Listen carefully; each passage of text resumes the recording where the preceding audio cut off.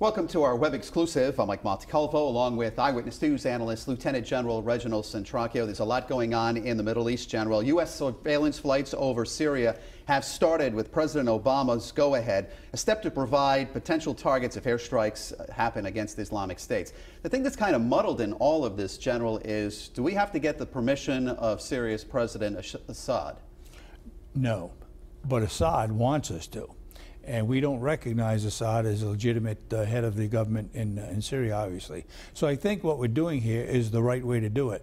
We tried this once before in Iraq, getting the permission of that government of Iraq at the time. It didn't work then, and it won't work now. So I think what we need to do is to make sure we select targets that are real, that are obviously going to have an impact on the overall organization of ISIS, and take them out. We're not dealing with anybody except our own surveillance and our own capability. All right. So, General, if you look at this on the surface, you're thinking, okay, Syria, we don't get along with Syria. ISIS militants are against the Assad regime. The Assad regime actually is looking for a little help from the United States. It just really does not make sense when you really think about it. You're right. And the best thing they can do is stay out of it. You know, for them to interject themselves looking for us to get permission from them is most likely not going to happen. But it's an eerie scenario. We have two enemies, and obviously we're inserting ourselves to protect the United States' interest, and we're not dealing with either one of them. All right, the Assad regime has killed thousands of people, yet they're against ISIS militants. Why is there an opposition there? The opposition is because Assad regime has been killing its own people because of political reasons for the better part of a long time. When you look at ISIS, they're killing people because they don't happen to believe in what they believe in, regardless of who you are, what your political thoughts might be, but specifically your religious beliefs. If it differs from them, you die. Secretary of Defense Chuck Hagel says there are a number of options for the United States to take at this point. What are some of those options? The options, as far as Syria is concerned, is to be able to go in, select targets, and take them out, in a way that will, in fact, have a definitive outcome for the organization of Syria, not to be able to take over the border from Syria into Iraq and expanding the geographical area that they presently enjoy. All right, we're talking airstrikes. Do you ever see boots on the ground to be prominent here? Well, you know, once again, that's always a possibility, as we see what's happening in Iraq right now. We didn't say, it wasn't that long ago, no boots on the ground.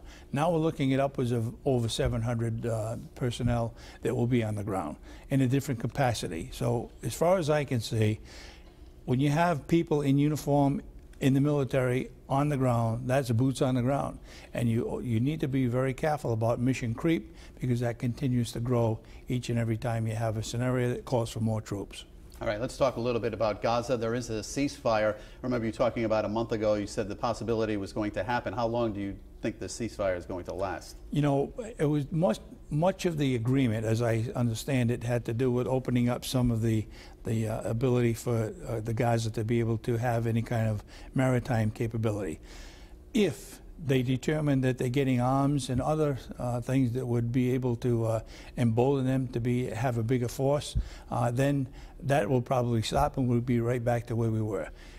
I don't see until Gaza and the Palestinians abandon the philosophy that they need to destroy Israel, we're never going to see an end to this. That will never happen, will it? In my time, certainly not.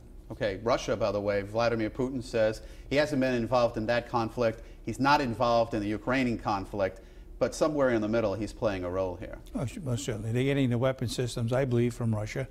We're not involved in that war directly either, but we're supplying Israel with weapons. So the involvement is probably equal on both sides without a direct involvement. And your take quickly, General, on the hostage situations that's been happening now over the last couple of weeks? I hope, Mike, that we do not migrate to some kind of a hostage deal, or we start giving anything for hostages. Once you do that, you've opened up a Pandora's box, and it will never end. Keeping in mind, if we give money, that money will go to buying more military equipment to be able to use against us, and that's an area that we don't want to visit. And I don't think you'll see that, but nevertheless, we need to be aware that it's always a remote possibility. All right, General, as always, thank you for your thoughts, and thanks for watching.